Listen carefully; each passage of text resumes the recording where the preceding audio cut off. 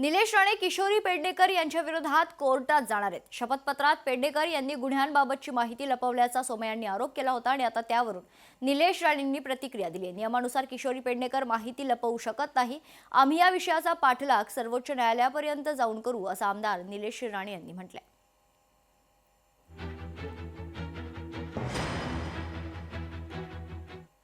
आपल्याला सांगण्याचं तात्पर्य एवढं की हा फ्रॉड आहे।